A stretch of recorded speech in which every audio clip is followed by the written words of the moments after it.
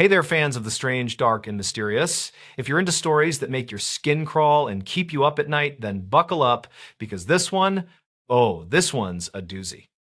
Before we begin, tell me, where are you listening from and what time is it there? The stories.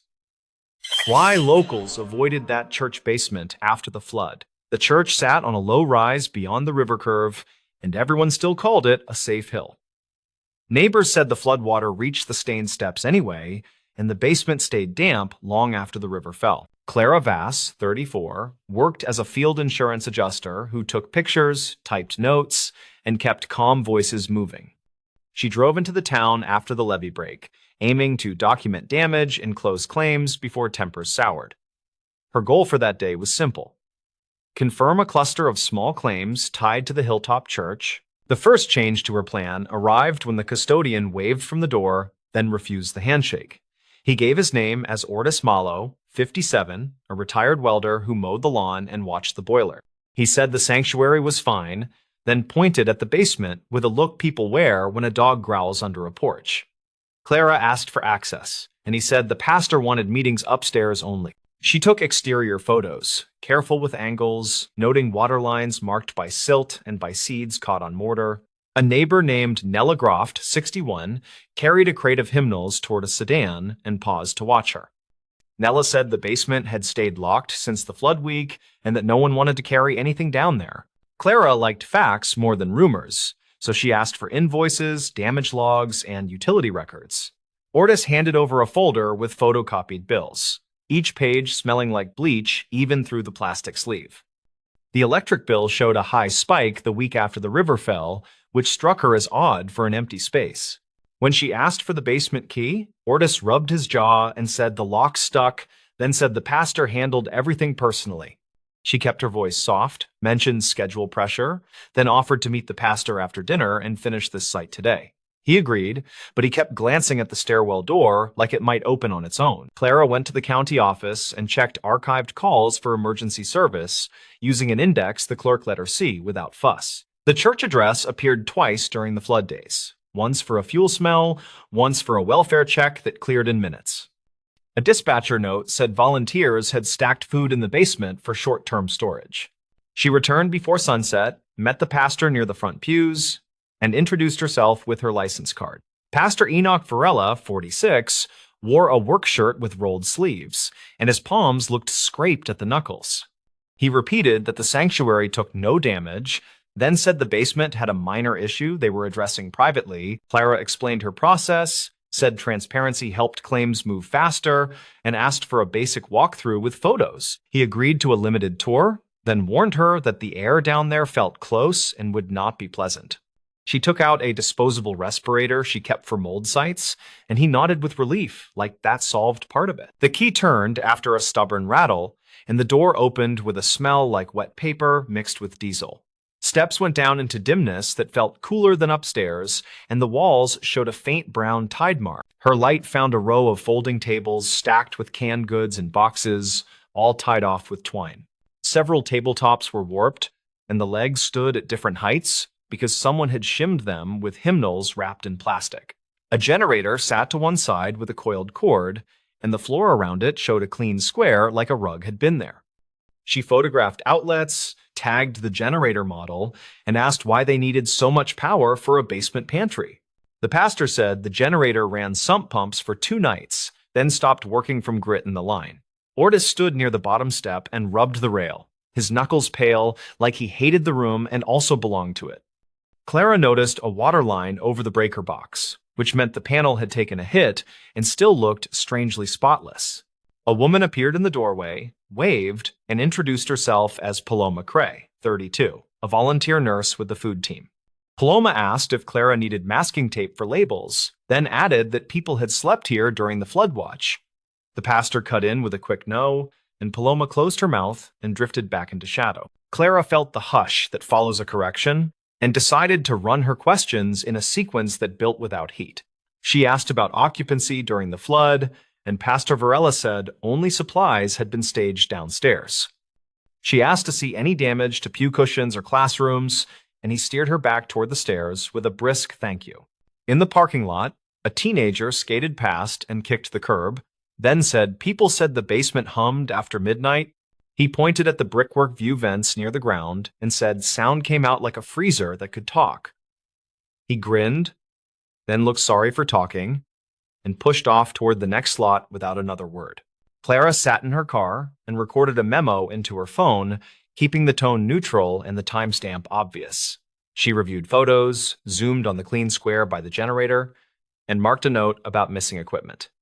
That square looked like freezer footprint, and on a raised plan like this basement, a freezer could stay mostly dry. Her next stop was a building supply yard, where she asked the clerk for recent sales of heavy appliances paid in cash. The clerk shrugged, then said a man from the church bought a chest freezer late in the flood week and paid without a receipt. That detail qualified as a witness statement, and she typed it as such, careful not to lean on it more than it deserved. Evening pushed in, and she returned for one more look while people set up for a community meal upstairs. She asked Paloma for 5 minutes in the basement to recheck the panel labels, promising to stay out of the way. Paloma agreed, then quietly handed over a small key that looked too new for an old door, her eyes level and steady. Downstairs, the lights flickered, as if a loose connection lived somewhere behind the fresh panel cover. Near the far wall, she found 2 pallets draped with tarps that had been taped several times, and the tape pulled white in places. A faint, sweet odor rode the damp smell, like fruit left in a trunk after a warm day at the lake. She lifted a corner and found case water stacked over a long trough cut into the slab, its edges chipped and sharp. A length of garden hose ran from the trough to a sill drain where floodwater had once receded, and the hose still glistened. She followed the hose with her light, stepped around the tarps, and saw the end shoved behind a dented freezer. The cord was gone, but a film of oil on the floor traced a path toward the clean square near the generator. She crouched, counted to 5 to settle her breath, then stood and walked back toward the stairs to reset her approach.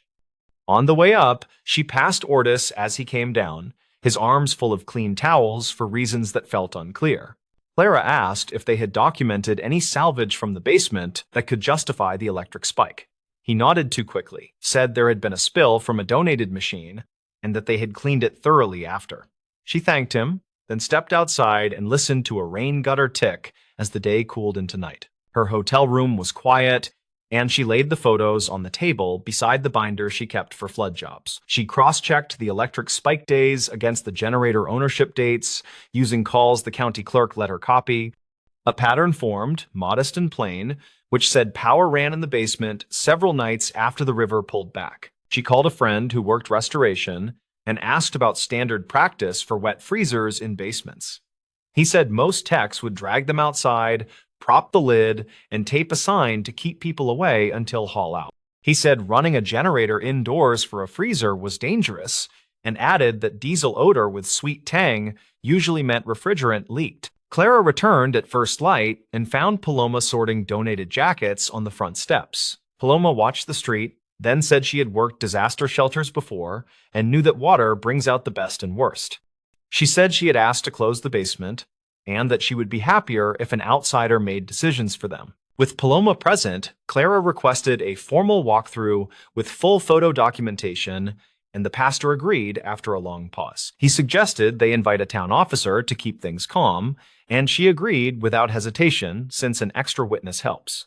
Officer Renwall, 39, arrived and signed the site log that Clara carried in her bag for exactly this moment. They opened the basement door together, and the smell rose again, edged with sourness that set teeth on edge. Wren kept a straightforward tone, said they would check for safety risks and nothing more, and the pastor nodded with his jaw set. They moved toward the far pallets, and Paloma touched Clara's elbow, then pointed with 2 fingers at the sill drain. Clara photographed the hose, the trough, and the freezer compression dents that matched a recent move across gritty floor. Wren looked at the panel and said the cover was new, then asked if an electrician had cleared it, keeping his voice even. Ortis said he would get the paperwork tomorrow, and stared at the drain like he feared what might back up through it. The twist waited in a storage closet behind a rolling chalkboard where someone had stacked plastic tubs in a neat column. Wren asked permission, lifted the lid on the top tub, and found medical waste bags tied with careful knots. The labels showed a clinic in a nearby county, and date codes matched the flood week plus 3 days after. Paloma exhaled, then said the town clinic had shut power during the worst night and that someone offered temporary cold storage here. The pastor stared at the bags and rubbed his temple, then said yes, they had tried to help and keep things under control. Ortis said the freezer had failed, they had panicked, and they had moved what they could to ice chests upstairs. Clara kept her voice in the middle as she asked whether any records accompanied the delivery of those bags. The pastor produced a photocopy from his wallet that showed a shaky agreement to secure and return the materials promptly. Wren read it twice, nodded, and said they needed to report this and arrange a proper collection, and the pastor said he understood. The pieces now fit the noise locals heard at night, the generator, and the spike in the bill after the rain. Refrigeration had kept those bags stable for a short window, then failed when the sump pumps stole too much current. The sweet tang in the air had been refrigerant, and the last trace of spoiled ice from makeshift coolers. They documented the closet, sealed the tubs again, and carried them upstairs where the air felt simple and bright. Wren radioed the county, asked for a hazmat team and the clinic contact, and kept his words plain so no one panicked. Paloma called volunteers to move the meal upstairs, and they did it quietly, like they were shifting a sleeping child. Within an hour, a small truck arrived with 2 techs who spoke carefully and signed every line Clara handed over. They packed the tubs into rigid containers and handed the pastor a receipt that settled chain of custody without drama. The tech said this sort of mix-up happens in storms when freezers are scarce, and that it becomes a cautionary tale for years. After the truck left, Clara took final photos of the basement and noted the cracked trough that had worried her from the start. She recommended a full inspection for the panel and air testing before volunteers returned to work downstairs. The pastor agreed, his voice steady now, and Ortis finally sat on the steps and let his shoulders drop like a load had slid off. The town never made a scandal of it, since nothing criminal had been intended, and the fix was clean and quick. That said, people still avoided the basement for a while, since memory can stick to concrete and walls like damp. They spoke of the humming nights as a warning, and they stored donations upstairs where anyone could see them in daylight. Clara filed the report that afternoon and drove out past fields that glittered with wet leaves pushed against fences. She felt no thrill, only quiet relief that the pieces had held together and that nothing worse had formed in secret.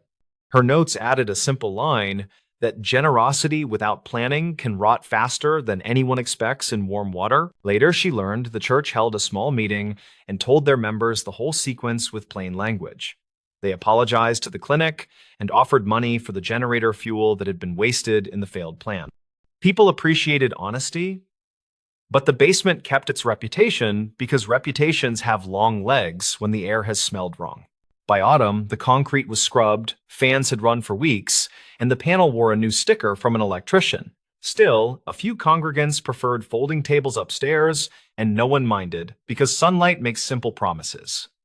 When it rained again, the pastor stacked extra caution tape by the stairwell and kept the door locked without debate. Neighbors now say they avoided that basement not because of ghosts or whispers, but because they knew the facts. They remembered that freezers hum for reasons, and that a locked room with a sweet tang is a message rather than a mystery.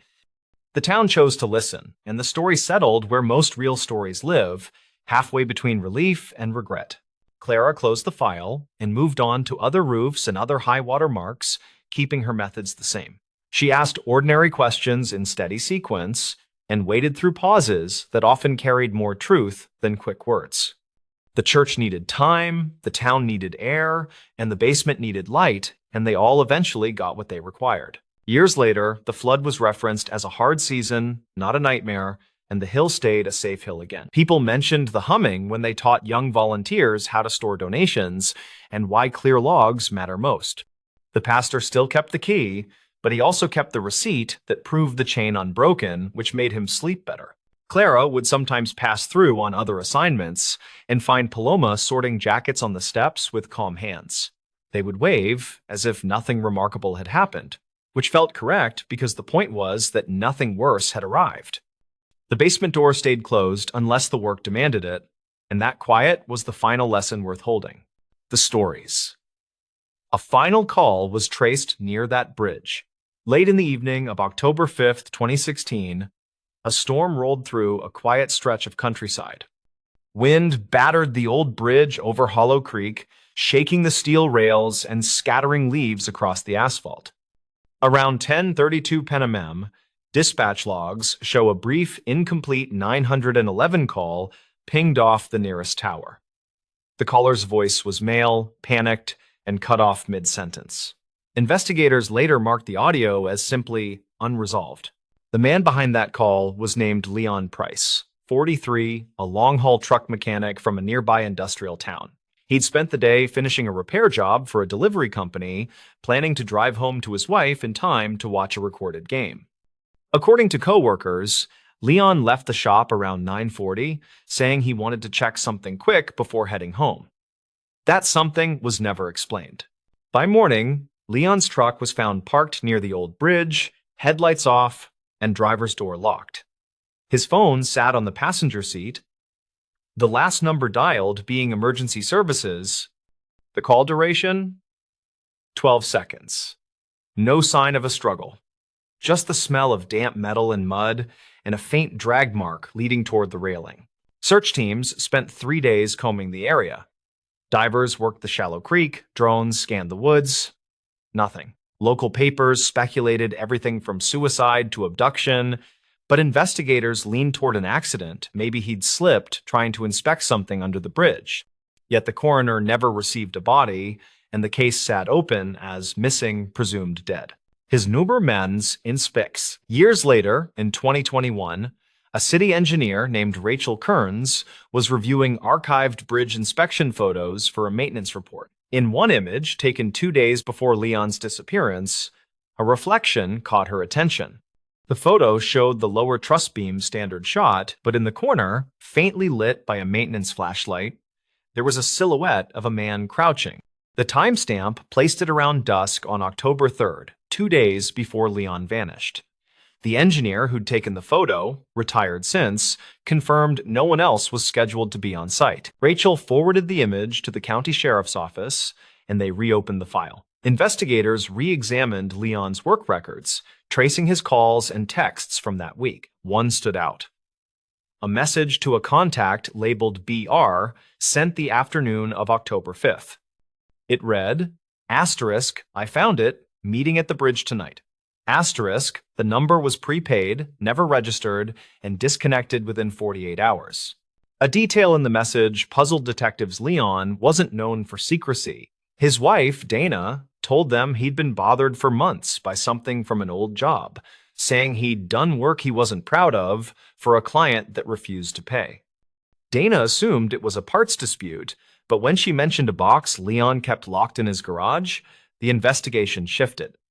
Inside the box, police found a spiral notebook filled with maintenance records dating back to 2009, all logged under a defunct company name, Midstate Transport. Midstate had folded after a fatal trucking accident that same year, a crash investigators blamed on faulty brake lines. In a note scrawled at the back of Leon's notebook, he'd written, asterisk, proof they used counterfeit parts. Need photo evidence. Asterisk. The handwriting grew shaky near the end, as if written in haste. Detectives contacted the National Highway Safety Archive, which confirmed that a whistleblower had anonymously submitted similar claims in 2009, alleging that Midstate falsified inspection reports. The case was dropped for lack of evidence. The archived whistleblower email was traced back to a generic account created under the name LP. That bridge where Leon's final call was traced? It connected 2 counties where Midstate operated their delivery routes. According to old GPS logs, the crash that ended the company happened less than a mile from the same spot. Investigators brought in a retired dispatcher, Marvin Blake, who'd worked the radio the night of Leon's disappearance. He remembered something odd. Just after the 911 call ended, the system registered another incoming line static, then silence. It was like someone else tried calling from the same tower seconds later, he said. But the system flagged it as unregistered equipment, like a test signal. The telecom technician reviewing archive data found that the second call's source ID matched an obsolete analog handset, one last sold around 2010. Its signal strength placed it not on the bridge, but 30 yards downstream, near a maintenance access path. Detectives returned to the site. Flood levels had receded since 2016, revealing a rusted toolbox half buried in silt beneath the bridge. Inside were several brake components, a corroded camera memory card, and a name tag, Price L. The photos recovered from the card showed close-ups of serial numbers on parts stamped with counterfeit manufacturer codes, exact matches to those listed in the old Mid-State case file. Forensic analysts reconstructed the final minutes of Leon's life through phone tower data and ambient audio from the recovered memory card. The recording suggested he'd been documenting the parts, likely intending to turn them in as evidence.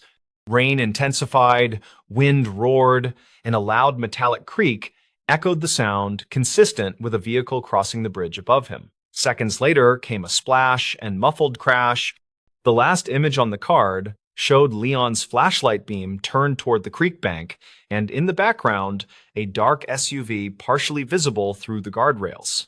Authorities attempted to trace any vehicles on that bridge during the window of time. Traffic cameras from the nearby highway ramp were down that night due to the storm, but one motion-activated wildlife camera a mile away captured taillights heading east around 10:35.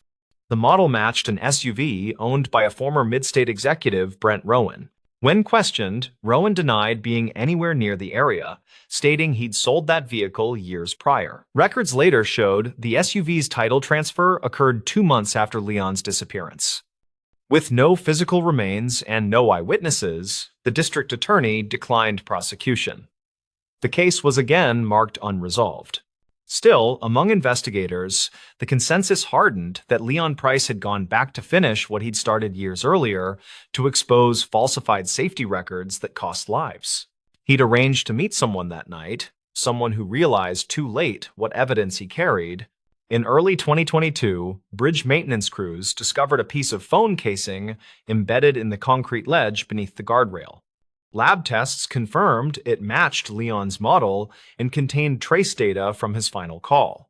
The last GPS ping aligned within 3 feet of where the toolbox was found. At this point, the facts that remained were simple. A man burdened by guilt tried to make something right. He gathered proof of wrongdoing, arranged a meeting, and never came back. The evidence he left behind, notes, photos, the final call, spoke louder than any statement could. Dana Price still visits the site once a year. Locals say she leaves a small brass key on the railing. Investigators believe it's the key from Leon's garage lockbox, the one he'd used to hide the notebook that reopened everything. The bridge stands quiet now, repaved and monitored by new cameras. Every so often, a maintenance crew reports interference on their radios when crossing after dark. A faint echo that clips mid-word 12 seconds long, always the same. Officially, the file reads, "Case closed, pending further evidence." Unofficially, among those who worked it, the belief endures that Leon Price's final call wasn't a cry for help, but a handover. A man trying, in his last breath, to trace the truth back to where it first broke. The stories. Why the paramedic returned to that turnout. In early March of 2017, a state trooper found a decommissioned ambulance parked just off a mountain turnout east of Ridge County. The vehicle was empty, its back doors wide open, with one boot and a stethoscope left on the asphalt. It was later confirmed the items belonged to a paramedic named Mark Renner, who had driven that same route almost exactly 1 year earlier. What drew him back to the same turnout became the center of one of the strangest internal reviews in the county's emergency services history. Mark was 39, a quiet man who'd spent nearly 2 decades in the field.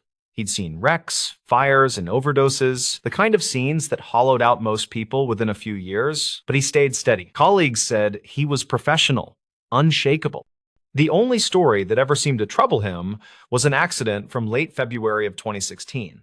A head-on collision on Route 92 involving a young couple and their infant daughter. The child had survived for 23 minutes in his care before the helicopter arrived, but the parents hadn't made it. Mark never forgot her crying. That sound stayed with him long after the shift ended. According to dispatch logs, Mark stopped requesting overnight shifts after that incident. He rotated into training duties for a few months, then back to field work once he was cleared by department counseling. Nothing seemed off until that following March, when he quietly signed up for the same overnight route, the same mountain stretch, and never came home. Investigators later reconstructed his movements from station cameras and gas receipts. He'd clocked in at 7:04 p.m., stopped for coffee at a roadside diner around 8:30, and drove north up the highway before pulling into the turnout just after 9:10. The dash cam on his unit, recovered from the ambulance, recorded 19 minutes of footage before cutting out.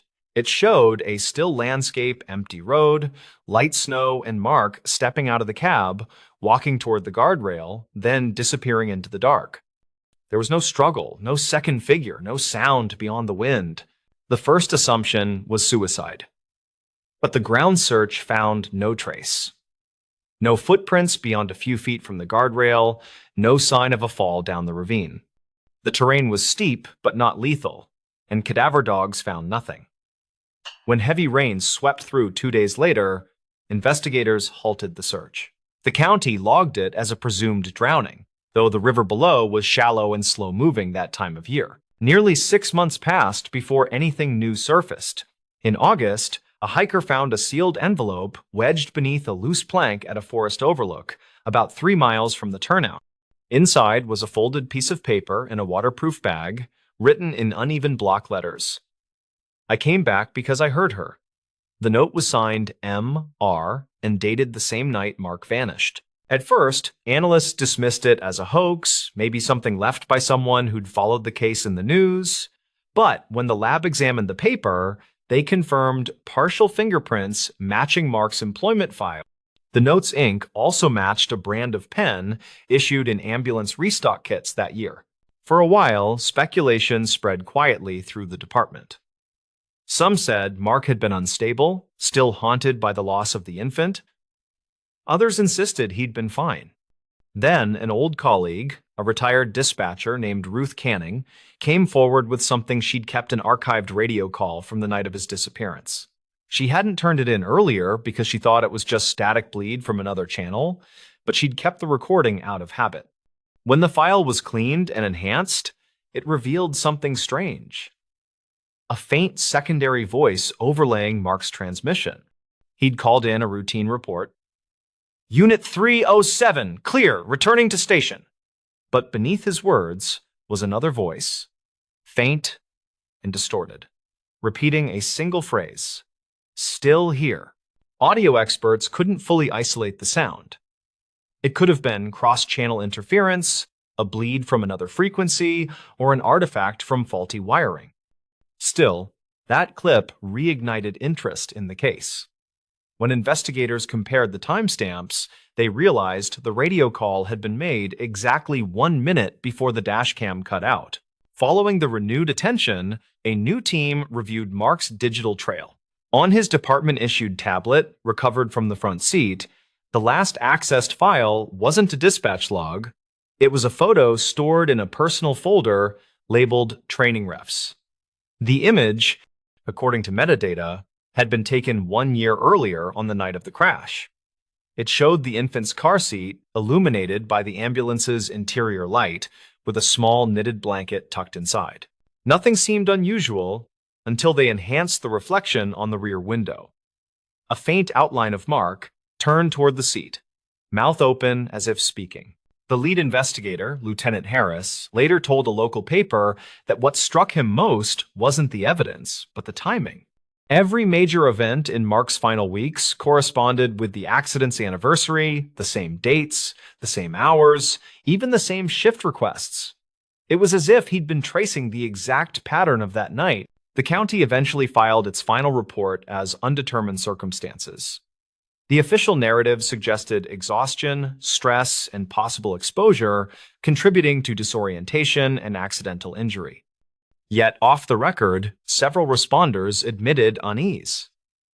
One firefighter recalled hearing a distant sound of crying during the initial search, echoing faintly through the ravine, though no infant was ever found. In 2018, the turnout was repaved and renamed, and most people moved on. But every year, around late February, Local radio operators report short bursts of static on the old EMS frequency. They last only seconds and usually coincide with wind gusts off the ridge. Nothing verifiable ever transmits through. Today, a small marker stands at that turnout, a simple white post with no inscription. Truckers still pull over there to check their brakes before the steep descent. Some say if you stop long enough, the silence feels heavier than it should, as if the air itself remembers something unresolved. No one ever proved what happened to Mark Renner. Theories range from a fall to voluntary disappearance, even to mistaken identity. What remains certain is that he returned there by choice. The note, the radio call, the anniversary, all pointed toward a man circling back to a moment he couldn't let go of. At this point, the facts that remained were simple. A paramedic haunted by one unfinished call, a turnout carved into the mountainside, and an unanswered question that time refused to bury. The rest is silence, the kind that fills the air between sirens, waiting for someone to break it again. The stories. This highway turnout kept a secret roadside ledger. The turnout sat 3 miles past the hill crest, where the shoulder widened and an old guardrail curled around scrub pines. It looked like any layover patch on a western freight route, wind-scoured and sun-bleached, the kind of place drivers used when the low gear cooked too hot.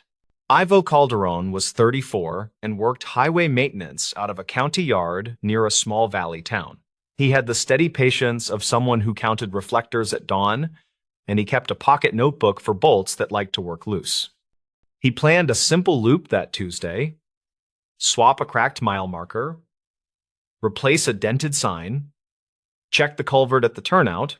He pulled the county pickup beside the rail and killed the engine, and the quiet after the fan belt felt too clean. He had heard drivers call the turnout a good place to let brakes breathe, and earlier dispatch chatter mentioned a stalled sedan reported before sunrise. The sedan was gone now, but a dark rectangle pressed into gravel showed where tires had slept. He walked the rail, tapped bolts with a wrench, and found a new scar where the metal had curled inward like a knuckle. He crouched to look for glass or plastic, and his fingers met tin. The box felt cold despite the heat, wedged under the rail post with 2 flat rocks bracing it tight. He checked for snakes first, then slid it out with a sand scuff. Inside was a ledger wrapped in a cut trash bag, bound with string, edges rubbed thin as old denim. On the first page, someone had printed Mile 37 turnout, keep it dry, return it where you found it. The handwriting was neat, each line pressed with a heavy hand that understood trucks and weather. The early entries read like a log of small trades, which made sense in that place and on that road. Diesel siphoned and replaced with cash, jump starts marked with initials, spare brake light bulbs counted like borrowed pencils. The dates were written carefully as words, like 2019 and 2020, and then the numbers stopped for a while when the world went strange. He flipped to a recent page and noticed a different style, lighter ink and quicker strokes that curled on the downstroke. It said, "Skimmer crew parked by mile 32 according to a driver. Call the county before you accept a tow." Another said, "Gray sedan with a trailer ball gave bottles and left at dawn.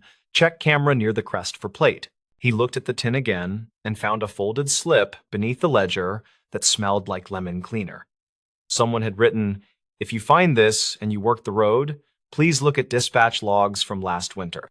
He recognized the phrasing and the gentle push, not a demand, more like a tired neighbor asking you to look through a fence.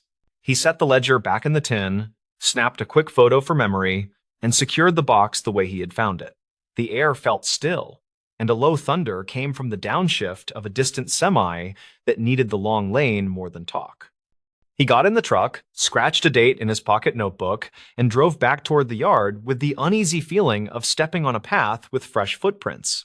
In the office after lunch, he pulled archived calls on the shared computer, which the crew used for storm maps and shift swap. The log from late winter listed a cluster of calls around mile 30, with drivers reporting a 2-truck team that arrived fast and unasked. One entry used the word predatory, which was rare in casual notes, and another mentioned cash prices on a scrap of paper. He kept reading and saw a note from a county deputy about skimmers on card readers at a nearby fuel plaza. That plaza sat between the crest and the river bridge, where drivers like to grab coffee and plug in sleepers to keep a steady chill. He printed the page, then printed the call clusters, and wrote the turnout mile in the margins because he trusted his own ink. The next morning, he returned to the route early, with a thermos and a camera that clipped to the dash like a square eye. He planned to change a reflector near the crest and let the camera watch the turnout. Nothing secret, just habit dressed as curiosity.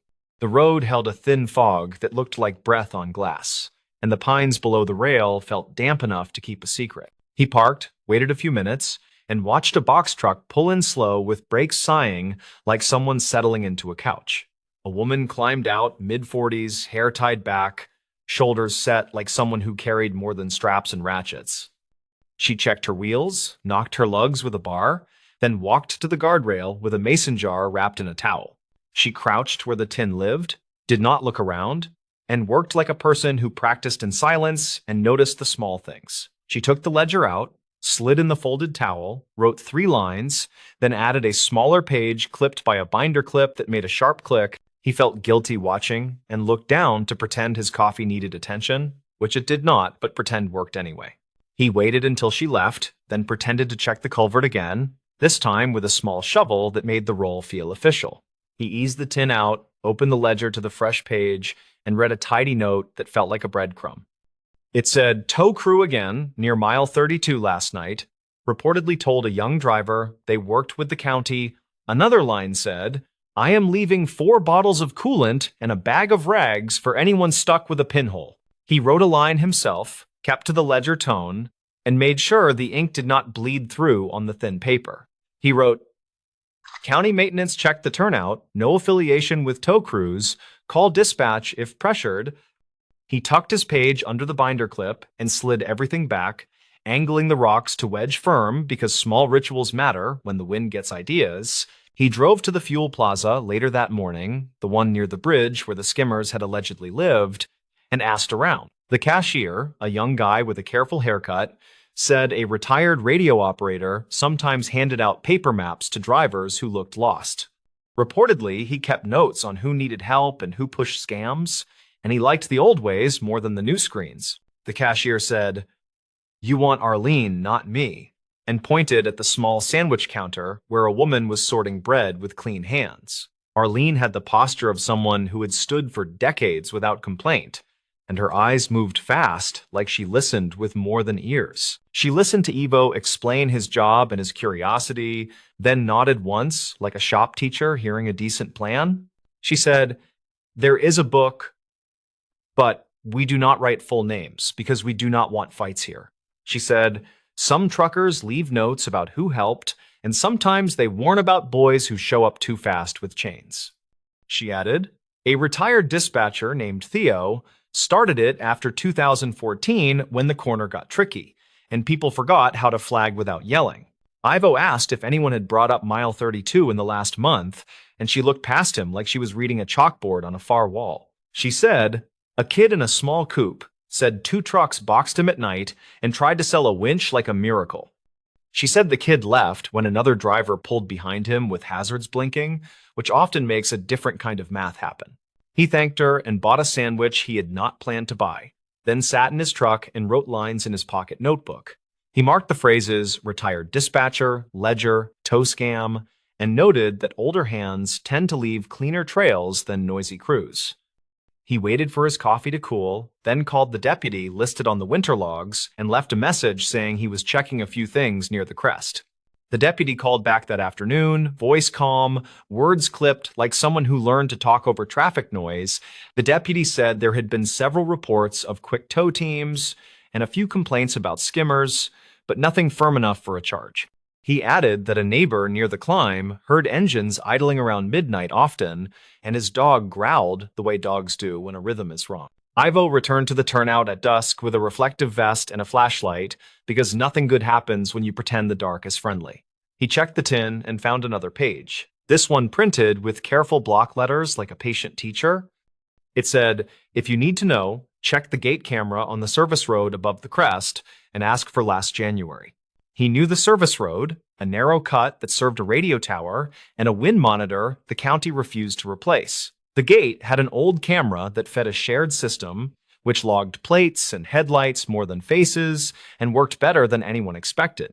He sent a request through the county portal and asked for January footage from late night hours, and the reply came with a link and a warning about file size. He watched the clips after dinner on the break room monitor because the screen at home had a cracked corner he never fixed. In one clip, the turnout sat dark and empty until a pair of flatbeds eased in like wolves that knew the fence lines.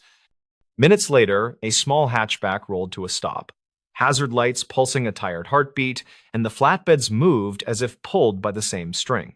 He watched the first driver step out and talk with quick hands, then watched the second driver circle the hatchback like it had a scent.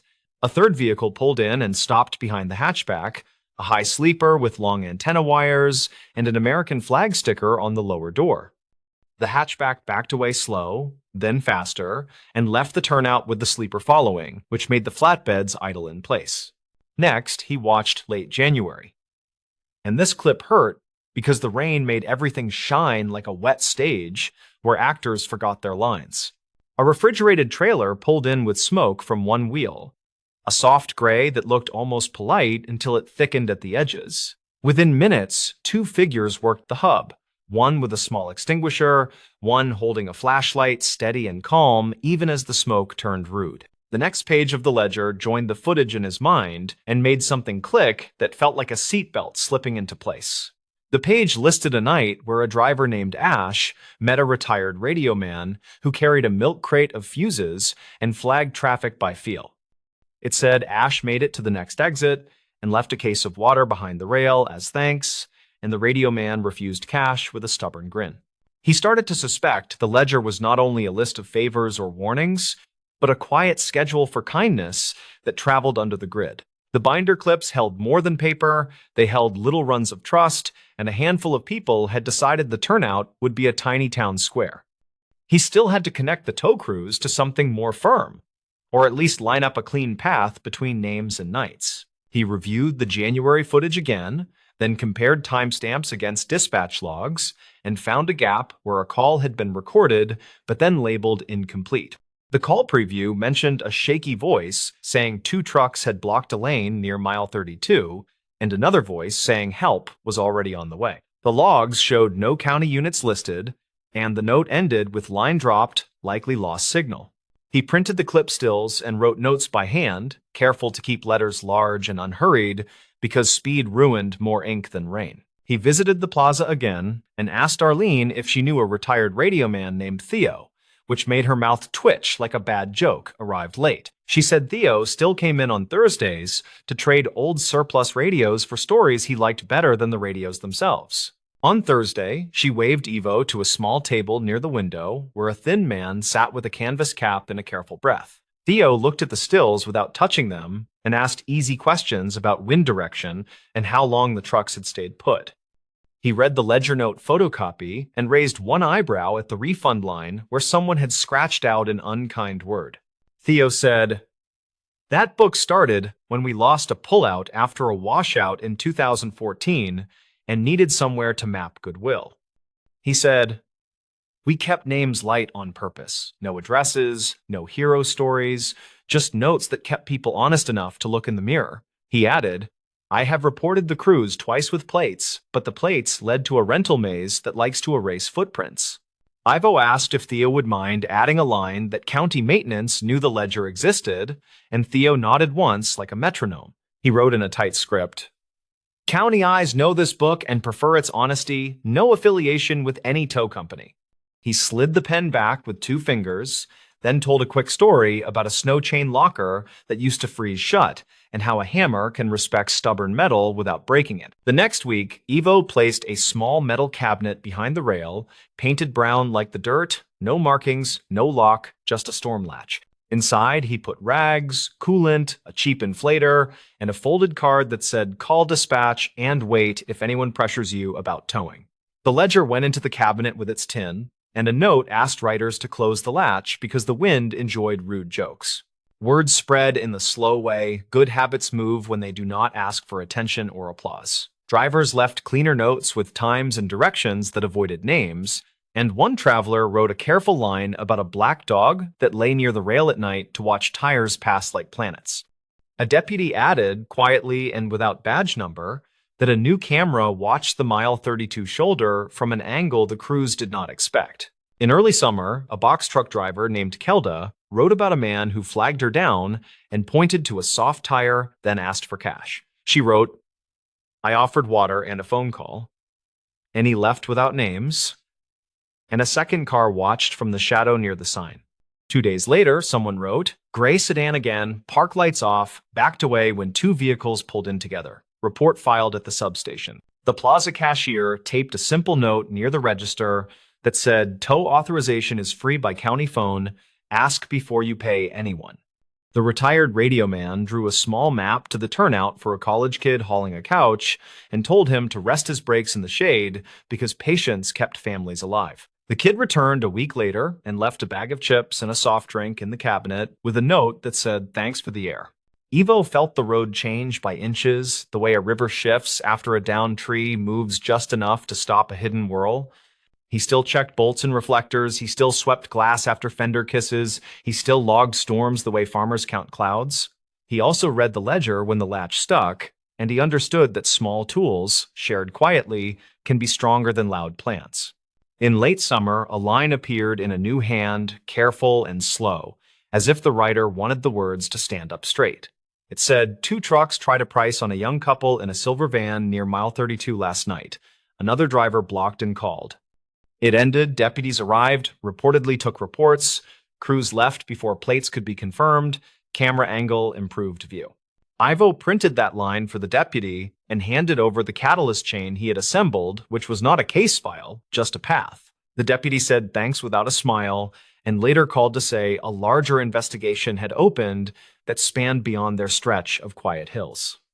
He did not ask for the ledger, and he did not tell Ivo to stop watching.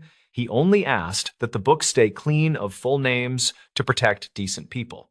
The turnout kept breathing in its slow way, heat riding off gravel in visible waves that made everything wobble and dreamlike. The ledger pages grew soft at the corners, and someone glued reinforced strips to the spine with care that matched the first handwriting. Now and then, a new driver wrote a sentence that sounded grateful for a simple jug of water left by a stranger with a pencil. A local professor left a note about starting a small roadside history project and asked if anyone minded a photocopy at the library. Theo wrote yes, but keep the copy without names, use dates written as words, and call it the Mile 37 book. The library later displayed a scan that showed a landscape of small trades and warnings, nothing dramatic, just a community stitched by traffic and time. Ivo stopped keeping his own separate notes once the system felt stable enough to grow without him tugging at every thread. He still checked the cabinet latch, still wiped dust off the tin, still tightened bolts with gloves that smelled like oil.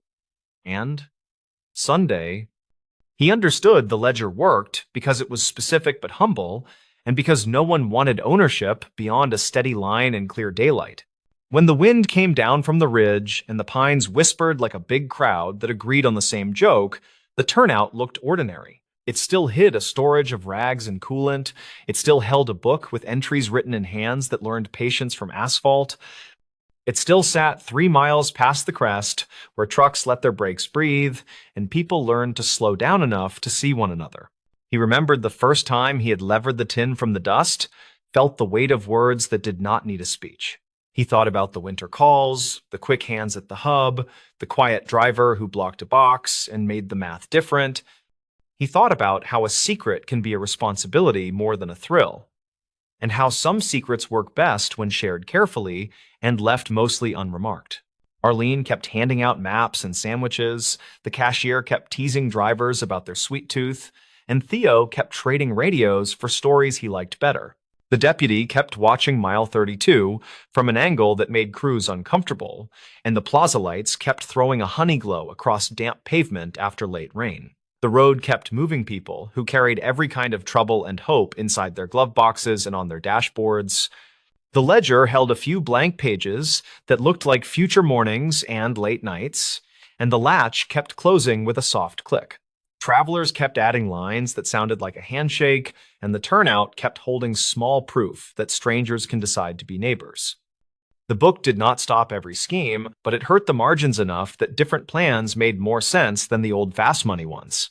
Ivo still checked the culvert after storms, still measured sediment against last season, still logged a snake sighting when a thicket rattled like loose change. He knew the ledger would change hands again eventually, not because he wanted it, but because the road decides and the people follow. He trained a new hire to watch for bolts that work loose and told him that some fixes start with a pencil and a jar. If anyone asked why the turnout mattered, he would point to the cabinet and the scrub pines and the clean lines of the rail. He would say that a book of simple favors became a ledger of safety. And that safety looked ordinary until you added up the lines. He would not mention names, and he would not tell a single hero story, because none of it needed that kind of shine. The highway kept its stubborn rhythm, and the ledger kept its quiet balance, and both felt honest in a way that made sense. The secret was not really a secret anymore. Not to the people who needed it and respected what it asked. It asked for neat lines, shared tools, clear times, and the courage to arrive with hazards on and no need for applause. The stories. The silent hospital wing with alleged final footage. The north wing stayed quiet after visiting hours, and the only noise came from vents that clicked like tired metronomes. Staff shared the same phrase for years, reportedly calling it the silent hallway where the lights hummed slightly brighter. Mara Kincaid was 34, and she worked nights as a charge nurse who still wrote notes by hand. She liked predictable rounds, and she liked checking the machines herself because she trusted beeps less than faces. On a rainy Thursday, her simple goal was to finish a wound check, sign a stack of orders, and clock out. The shift began with a late dinner in the break room, and it seemed like the kind of night nothing remembers. Ronan Vale was 36, and he supervised maintenance with a patience that came from old factory work. He carried a pocket radio with a broken antenna, and he logged every outlet test like it mattered to someone. The incident started when a patient in the north wing pressed his call button, then silence followed without any voice reply. The archived call log showed the button was held for 5 seconds, then released, then tapped again 3 times. Mara reached the door first, and she cleared her throat before pushing with her shoulder, since the latch stuck on humid nights. The room was empty, and the bed rails were up, and the bathroom light was on without any water running. She checked the hallway camera by the nurse's station, and the feed had frozen on a frame where no one stood. Ronan arrived with a service cart, and he frowned, and he asked if anyone had patched the camera since last quarter. "Patient transfer, maybe," Mara said, and she kept her voice low because the corridor carried everything. "I never got a page about a transport." Ronan pulled the maintenance binder, and he pointed at an entry from 2019 that mentioned a power fluctuation. "Different camera," he said, and his thumb tapped the page like a small hammer, finishing an obvious nail.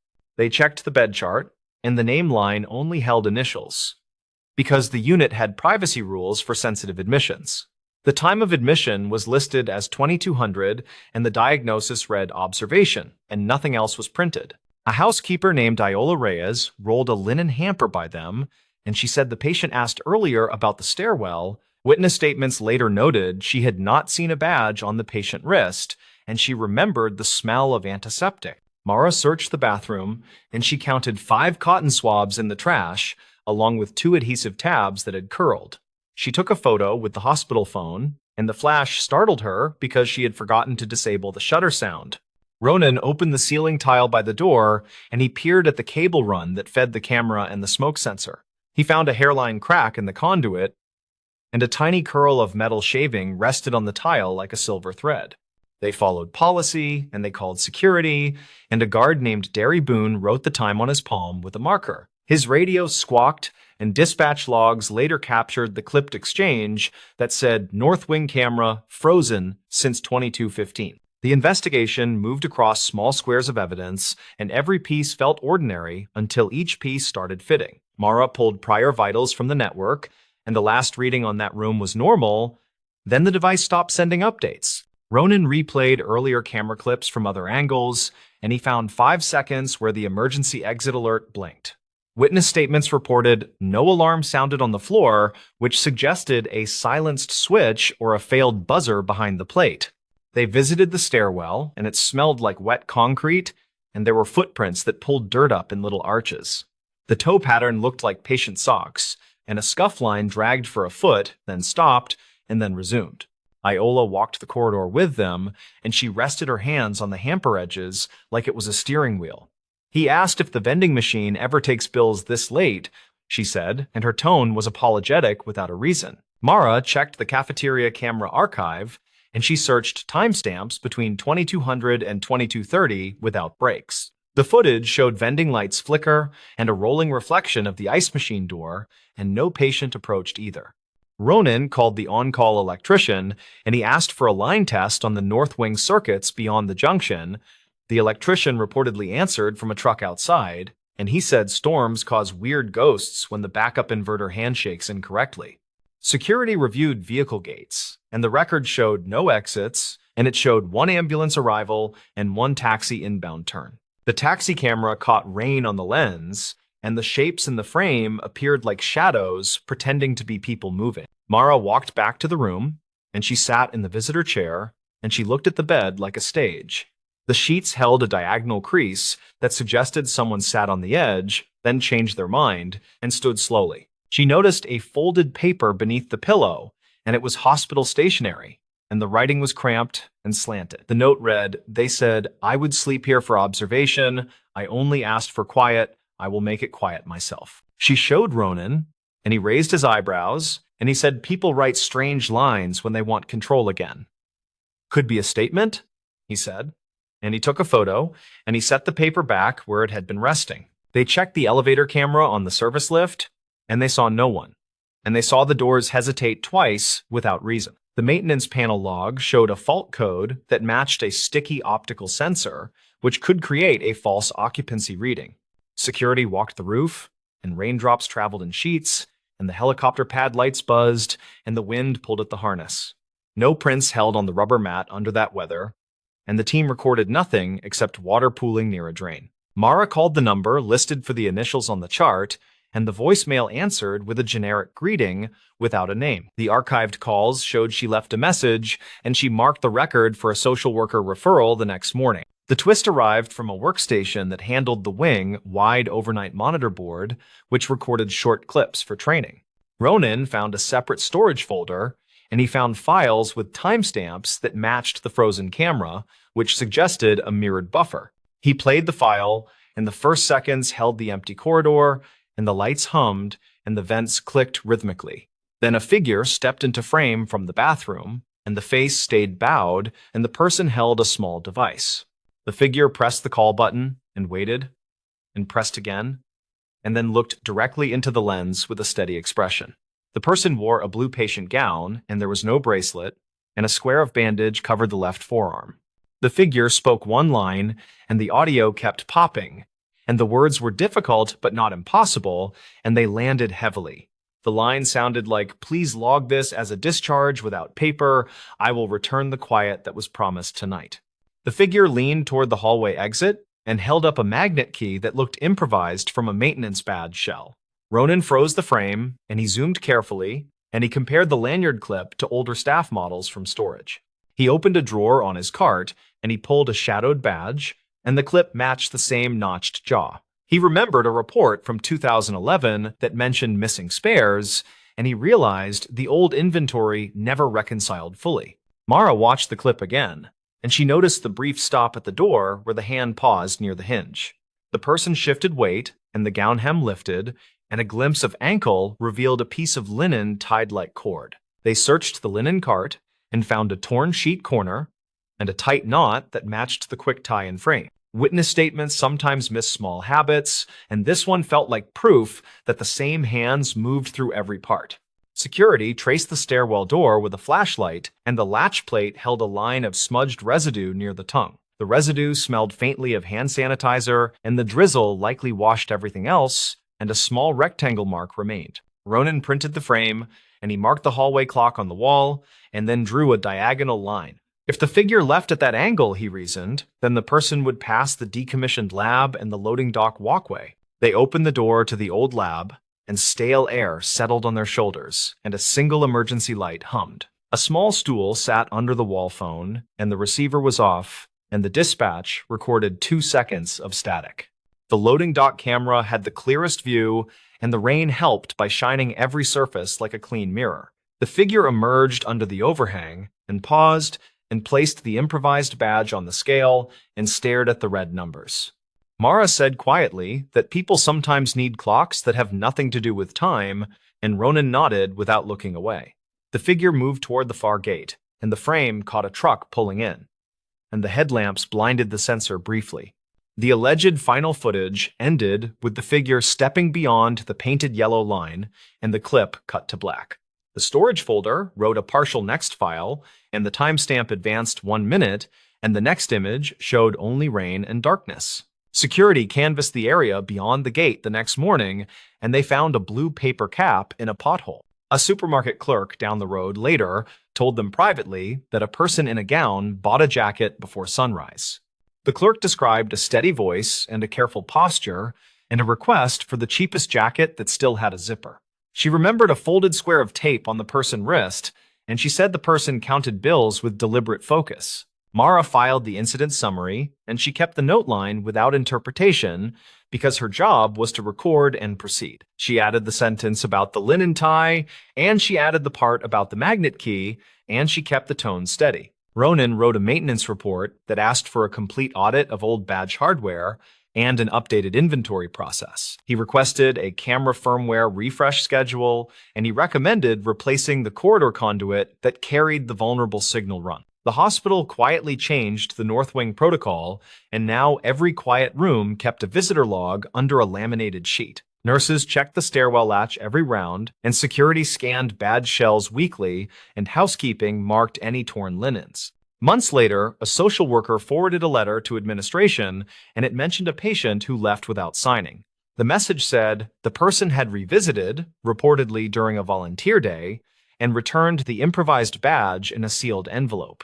The letter closed with a single sentence that matched the tone of that night and felt like a bookend that fit. The person wrote, "Please remove my initials from the board. My observation ended when your hallway stopped pretending to be quiet." Mara read that line twice in silence, and she folded the paper and she placed it in the confidential binder.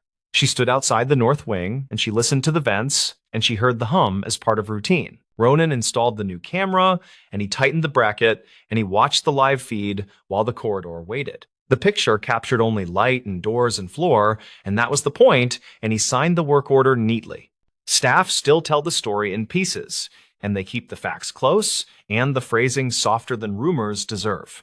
Most say the footage is final because it ends, and because endings feel like decisions, even when the person continues somewhere else. The hospital kept the clip off the training servers, and only a few supervisors can access the mirrored buffer folder. They treat it with the same caution they give to old X-rays, and they open it only when policies turn uncertain. When the night quiets, the North Wing sounds the same as any other hallway, with that hum that never quits. People who know the incident say quiet is never silence, and they say promises can be kept without anyone hearing the words. If the figure returns again, security will log the time, and maintenance will test the lines, and nursing will keep notes. The story already taught them that quiet can hide intentions, and that evidence can walk on socked feet and still register. Mara keeps working nights, and she still checks machines in person, and she still trusts faces more than recorded beeps.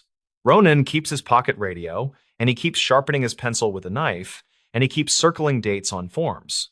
They do not trade theories in the break room, because theories cannot start IVs, and they cannot prevent skipped alarms. They keep procedures updated, and they keep the story within policy, and they let the hallway be simply a hallway again. When someone new asks about the silent North Wing, staff shrug with a practiced economy that looks almost like kindness. They know quiet can be a boundary people choose, and they know cameras capture frames, and they know choices finish off screen. The hallway holds steady under the lights, and the vents click, and the doors breathe slightly as pressure shifts slowly. Whatever happened that night belongs to lines and logs, and to a voice recorded over rain, asking for uncomplicated quiet.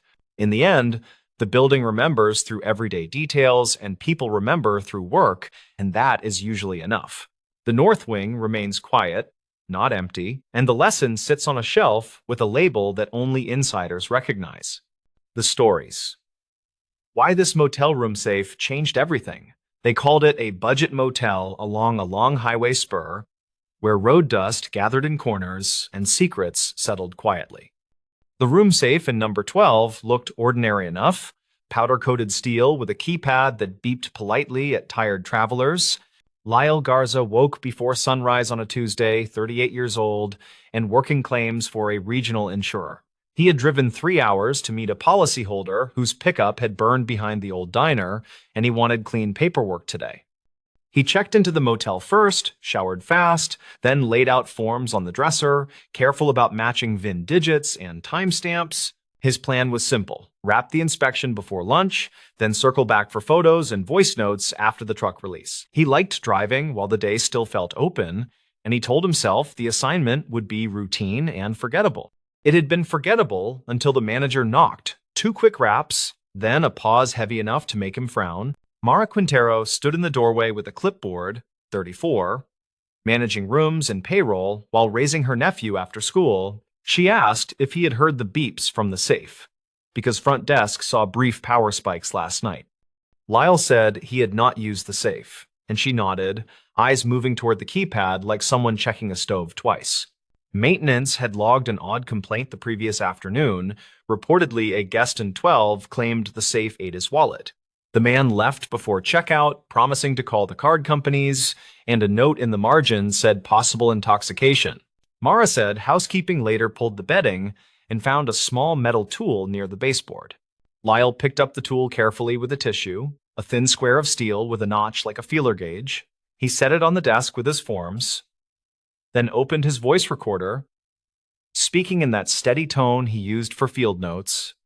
He described the room, the safe brand, the tool, and the time on the microwave clock because simple details held steady on lonely days. Mara asked if he knew how to clear the safe code since the master sheet had gone missing during renovations last winter. He did not, but he knew the trick of powering off consumer locks, which could flip hidden defaults, according to a warehouse supervisor he once interviewed. He unplugged the mini fridge, found the breaker panel behind a painting, then asked permission to shut the room briefly. They stood in the doorway while the lights flickered, and the highway hummed like a restless air conditioner beyond the lot. He waited 10 seconds, restored power, then tapped the keypad with a ballpoint, feeling silly and a little curious. The safe beeped twice in a lower tone, which he recognized from a training video about apartment lockouts, reportedly used by traveling warranty teams. He tried a factory code that someone had once mumbled during a fire inspection, and the safe chirped, green light winking. The door opened an inch against a sticky seal, and Mara let out a nervous laugh, surprised and worried in equal measure.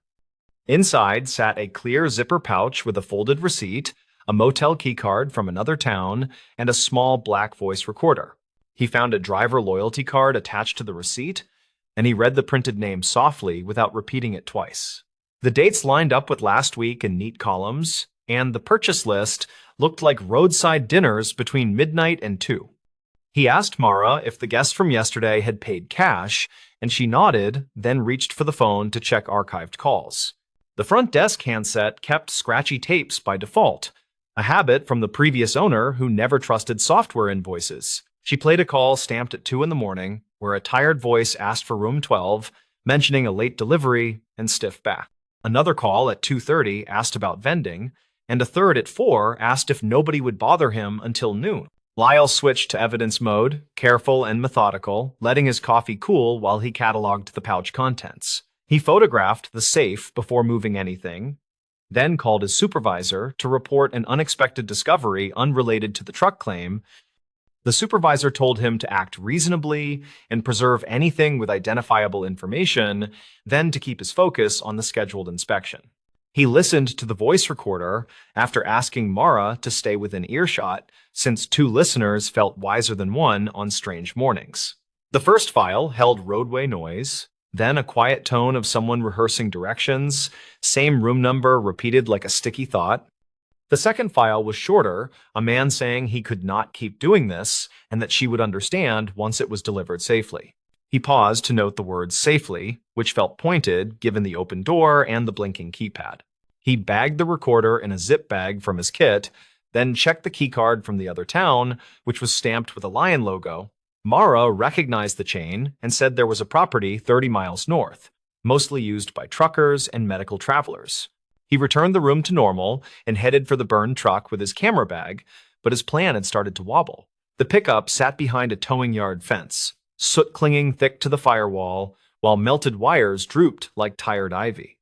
He worked the usual grid of photos, then the odometer and the cargo bed, then cross-reference with dispatch notes he had requested by email. The fire report smelled like common engine loss, not sabotage, and he felt relief settle along his shoulders as the cause narrowed. He dictated measurements and closed the laptop, then looked at his watch and thought about the safe again and the trembling voice. He felt a nudge of duty that had nothing to do with premiums, and he drove back to the motel through heat that made the road shimmer. Mara met him with a printout of last night guests, which listed an alias that matched the loyalty card name partly. The address field showed a mail drop location, familiar to freight drivers who rolled through without a fixed base.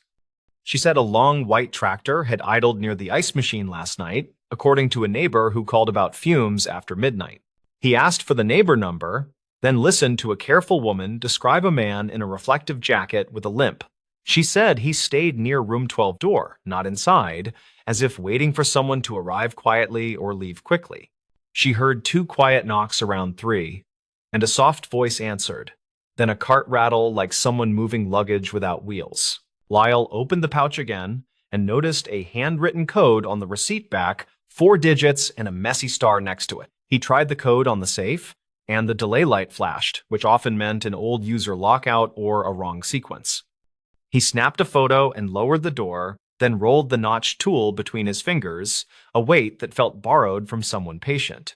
He thought about a repairman he had interviewed in 2019, who taught him that thieves love patterns more than courage. The man said patterns live in receipts, tolls, and vending logs, because tired people seek familiar sandwiches and coffee brands.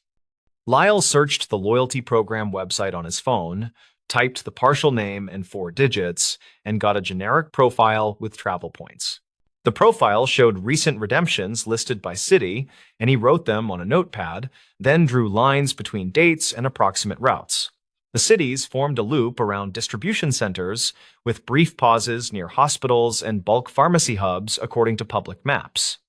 He felt his heart step faster as the voice recorder line about delivered safely nudged his thoughts toward the quiet side of medicine. He told Mara he would drive north to the Lion Logo Motel for a quick visit, and she insisted on calling ahead politely. The clerk up there skimmed her stay sheets and mentioned a forgotten envelope last week, found under a mattress frame during turnover. The envelope held nothing when housekeeping retrieved it, but a corner showed marks from a rubber band, reportedly stretched tight. He reached the northern property by mid-afternoon, watched trucks rock gently in wind, and asked for the manager on duty. A tall man with tired eyes met him in the lobby, said a nurse had asked about a lost pouch 3 nights ago. She wore a badge from a staffing agency, spoke quickly, and left a number that went to voicemail full by morning. The manager allowed a quick look at the lost and found cabinet, which contained phone chargers, a chipped mug, 3 lanyards, and a plastic bag with an empty pharmacy sticker peeled halfway. Lyle photographed the bag and wrote the former label number carefully, then stepped into the parking lot to call a friend in compliance he trusted. The friend checked a public database of recalls and shortages, then told him to consider the rise in small clinical thefts along transport corridors. He returned to his car and replayed the second audio file, hearing the way the man swallowed hard between sentences. The phrase delivered safely stuck again, and he wondered if safely meant to someone specific, not to a warehouse or anonymous shelf. He drove back to the first motel with a plan forming, not quite a theory, but a set of steps that could either untangle or embarrass him. He asked Mara for permission to review last week camera footage that covered the breezeway near room 12, and she agreed. The feed was old, grainy, and stamped with the wrong date, since nobody reset it after storms in 2015. Still, silhouettes moved clearly enough. and at 3:12, a figure in a reflective jacket appeared with a short, careful stride. The figure waited near the door, then crouched to slide something under, then stood fast as another figure approached from the stairwell. The second person carried a rolling cart with a blanket thrown over, which hung low enough to hide a small cooler shape. They exchanged a short handshake, then rolled the cart toward the soda machine area, where cameras always blinked with static. Lyle paused the frame and sketched the handshake position, because small, consistent gestures tied people to habits when faces stayed hidden. He compared the notebook times to the archived calls, matching the neighbor report with the footage minute stamp nearly exactly. He folded his notes and looked at Mara, who watched quietly with the clipboard held like a shield against a sudden chill. He called the non-emergency line and asked to speak with property crimes, then explained he was an adjuster who found items in a room safe. He said the items might connect to an ongoing pattern, not a single incident, and that he was available to hand them over cleanly. The dispatcher thanked him and routed the call, and he kept his voice steady while explaining that nobody was hurt today. The detective who arrived wore a tie gone soft at the edges, a man who had seen this exact motel a dozen times. He took the pouch, the recorder, and copies of the photos, then asked Lyle to explain the breaker trick and the code attempts. He nodded at the handshake frame and said a group had moved product along back roads for months, staying under dollar thresholds on purpose. Lyle asked quietly if product meant medicine, and the detective said people cut solutions with water and resold to small clinics. In some stories, the clinics were victims with forged orders, and in others, they were partners, trying to stretch short supplies like taffy. The man in the reflector jacket likely ran deliveries for cash while hauling legal freight, which made tracing routes messy and confusing. The detective listened to the voice files twice, then looked at the loyalty redemptions and circled 2 cities with his pen. He said the phrase "delivered safely" could mean to a person at a care home who could not pay official prices anymore. The pouch might have served as a drop signal, and the room safe might have held a stopgap in case someone panicked. They took statements from Mara and the neighbor by phone, and the manager at the northern property sent a scanned copy of his notes. The detective collected the notch tool and said it was standard for bypassing cam locks, which matched a series of quiet thefts from vending. He asked Lyle to write a formal summary of his steps, meticulous and dated, and to expect a follow-up if a warrant landed later. Lyle finished the paper part in his room, breathing slow while light crept through the blinds in a warm, tired stripe. He wrote down the way the safe beeped twice after power restoration, which suggested a default that any one patient could eventually find. He wrote the route loop and the hospital adjacency, and he wrote the voice phrasing exactly because transcription mattered when memories warped. He closed his laptop and stared at the open safe like it wanted to be ordinary again, silent and blank and light. He felt that shift people talk about when routine work bends into something it has no business touching on a weekday. He thought about honest clinics, rationing doses, then about someone paying cash at 3 in the morning because a parent cried. At dusk, the detective called back and said a unit found the white tractor idling near a different budget property downtown. The driver had the same chain lanyard from the lost and found cabinet, and his phone contained notes about room safes by brand. He reportedly told officers he was only a messenger and that someone else handled actual swapping and dilution, which sounded flat and practiced. Lyle listened quietly and said he would be available if a deposition request arrived. Then he sat with the keycard on the dresser. He knew he would remember the feel of that notched tool because it had a purpose-built patience that felt personal. He knew he would remember the cheap beep of the safe and the way a single small space changed the line of his day. A week later, he got an email from the detective, brief and measured, thanking him for the timeline and the careful photos. The message said the pouch had traces of saline and a label adhesive compound common to medical packaging of a certain class. The voice on the recorder matched a man pulled over near a way station, according to dispatch logs and an archived booking photo. Lyle drove back to the motel after closing another case, and he asked Mara how business felt since the long Tuesday. She said people still stopped for highway rest, and she tightened a few procedures quietly, preferring to let small changes speak. She now kept master codes in a locked drawer and replaced 3 aging safes with models that logged attempts for a full week. They stood in room 12 a moment, like visitors paying respects to an inanimate witness that never blinked. The safe sat closed and calm, doing exactly what a box was meant to do, which felt both reassuring and strange. He signed the receipt for his stay, then shook her hand, and promised to bring better stories next time through. On the drive home, he thought about the phrase delivered safely again and how words can hide more than they reveal. He wondered how many small transactions keep the world running, good and bad, unremarkable and decisive, stacked behind quiet doors. He decided the safe had not made him heroic or special, it had only reminded him that dull edges can cut when pressure builds. He kept working claims, taking pictures of bent bumpers and damp carpet, writing notes with careful times and plain language. He still believed that truth likes details, and that details prefer patient notebooks, not flashy speeches or clever hunches. When he thought about that Tuesday, he did not think about danger or chase lights. He thought about how a box opened and a day veered left. Mara hired another housekeeper and bought a better cart, one that glided without rattling near cameras and soda machines. She laughed more at the front desk now, but her eyes still checked keys and codes before she turned off the lights. She told her nephew that small routines matter, like counting towels and returning clipboards, because order resists the creep of careless luck. The detective moved on to other cases and sent one last note months later, carefully worded, acknowledging ongoing court schedules. He wrote that the room-safe discovery had clarified timing between suspects, which helped align witness statements with fuel receipts precisely. He added a line about public hearings scheduled for late next spring, where facts would hopefully land on paper clearly. The motel kept renting room 12 to travelers who wanted ground-level convenience and an easy walk to the ice. The safe held wallets and passports and nothing dramatic for a while, which suited everyone whose name stayed off any report. The highway kept pouring itself past the parking lot, and the night clerk kept coffee hot for anyone who needed comfort. Lyle sometimes thought about stopping by without a claim, just to buy a soda and wave at the office through dusty glass. He pictured the safe blinking quietly in that square of afternoon sun, as if practicing for whatever day came next. He accepted that the box had not changed him completely, but it had polished a habit he already valued deeply. He looked back on it like a narrow bridge he crossed safely, not a legend, just a real span over a quiet creek. He had listened, he had written, he had looked twice, and he had taken small steps that lined up neatly. That felt like enough for a life that preferred steady roads to loud headlines, and it still does. The stories.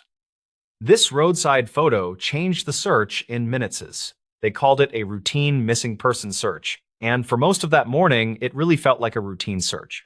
A line of cars idled along a two-lane highway, and a handful of volunteers moved like slow clock hands through brush. Kira Duvall was 31, and she worked nights as a paramedic who could not stop reading maps.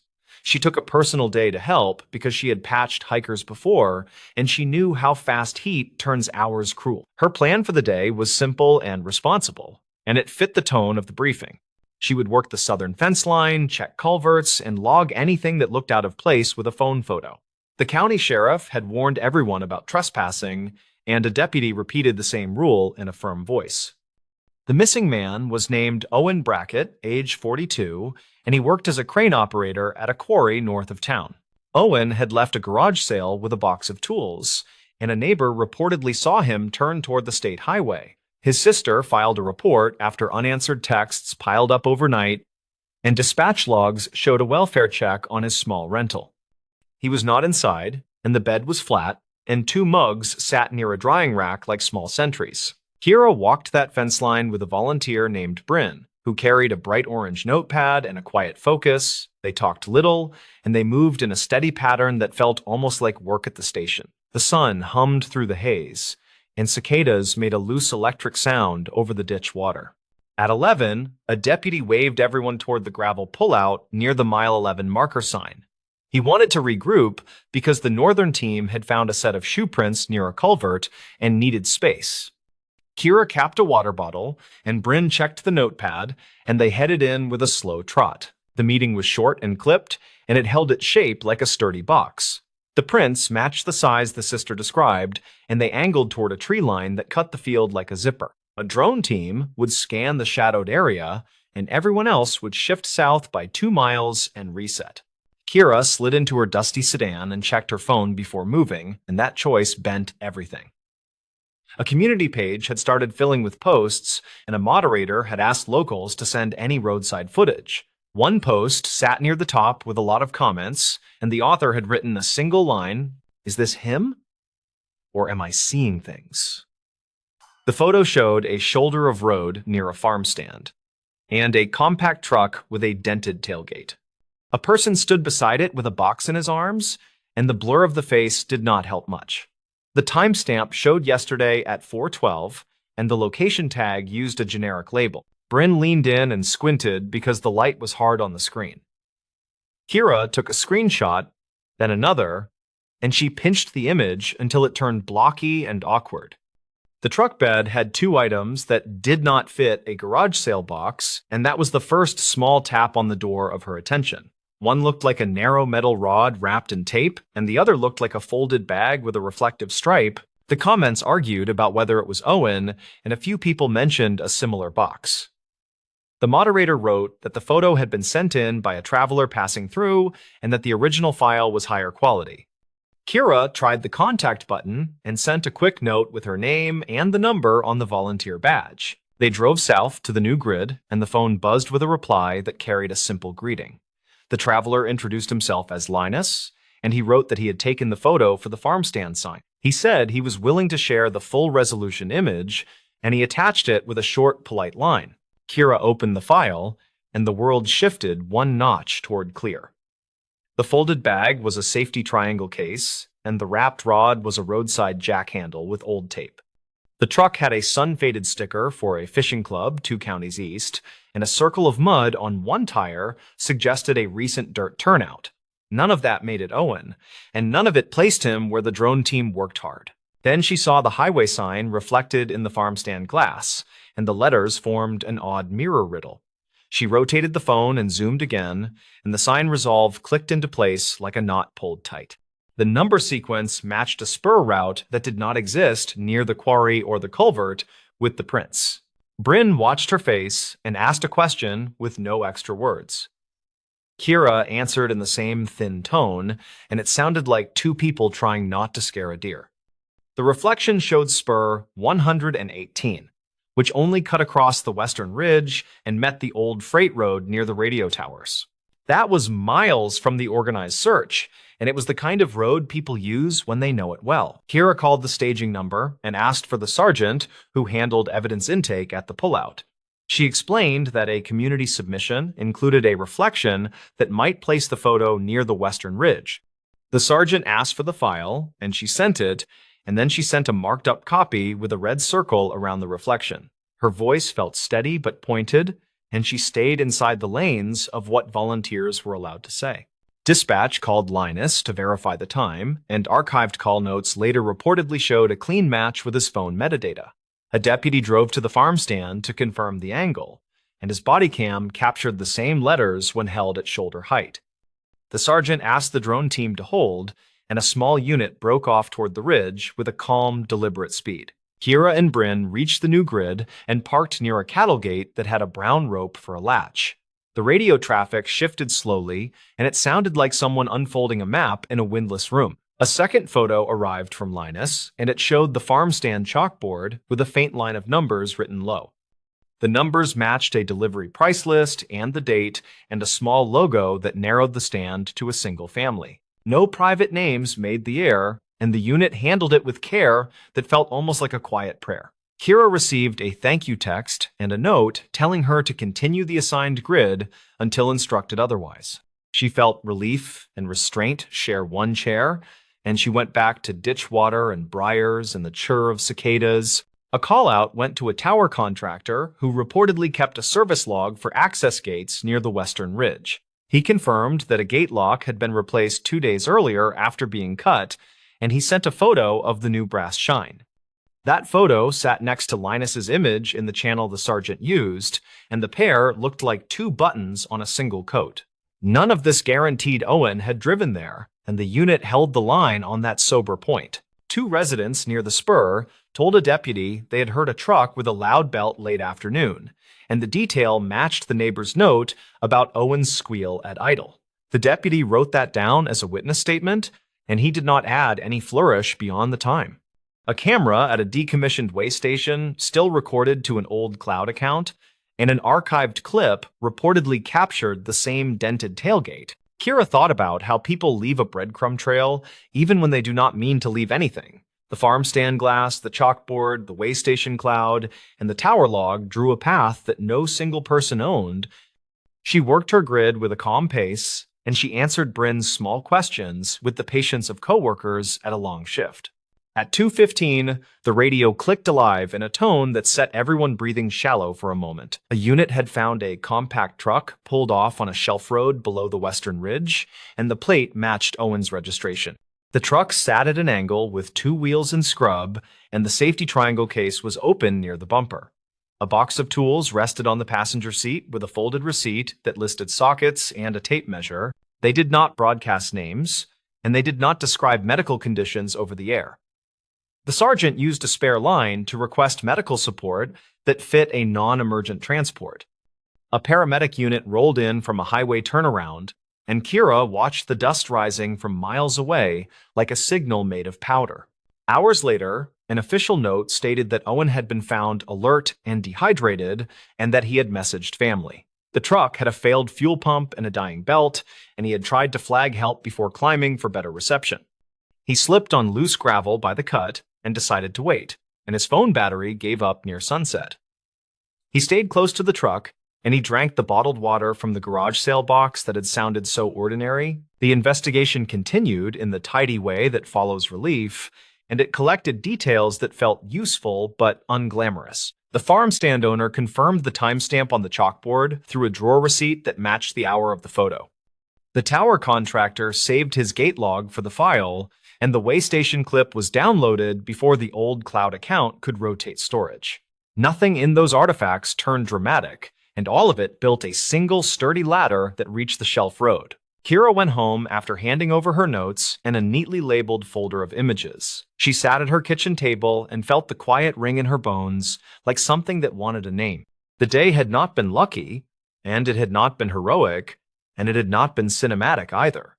It had been a long, tight weave of small, precise things that met each other at perfect corners. She texted Bryn a simple line and thanked her for the careful walking and the steadiness. Bryn replied with an emoji, then caught herself and sent plain words that matched the briefing rules. She wrote that the photo had been the hinge, and that Kira had noticed the hinge before anyone else did.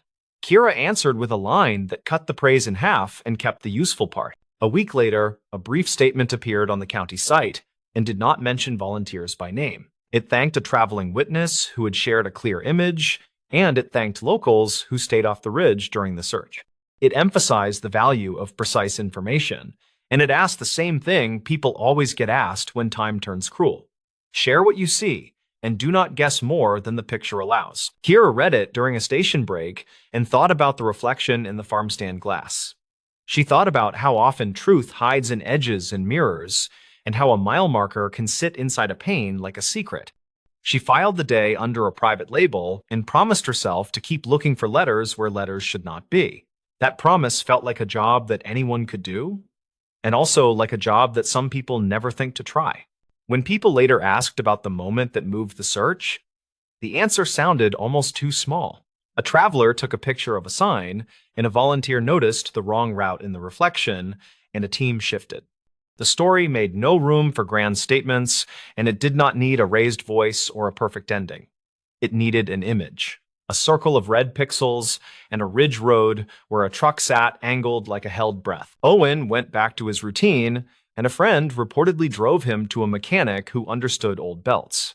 He brought a pie to the farm stand as a thank you, and he kept his name off any posts that asked for a retelling. The family put the box of tools back on a garage shelf, and the receipt curled into a corner like a tidy leaf. His sister changed his phone charger for a tougher cable, and she set an alert for check-ins that would not nag. Kira kept working nights, and she drew grids in her head while folding gauze or checking vitals and stoplights. She believed in documents, and she believed in witnesses, and she believed in plain, ordinary pictures that steal a detail. She did not frame it as fate, and she did not call it anything with a shine. She called it paying attention, and she let the phrase sit like a low, steady light behind her ribs. Some stories end with a headline, and some stories end with a sentence that barely dents the air. This one ended with a screenshot, a small glass reflection, and a map where a wrong turn finally made sense. The title that made the rounds sounded dramatic, and the truth behind it stayed comfortably simple. A roadside photo changed the search in minutes because someone looked twice and then told the right person fast.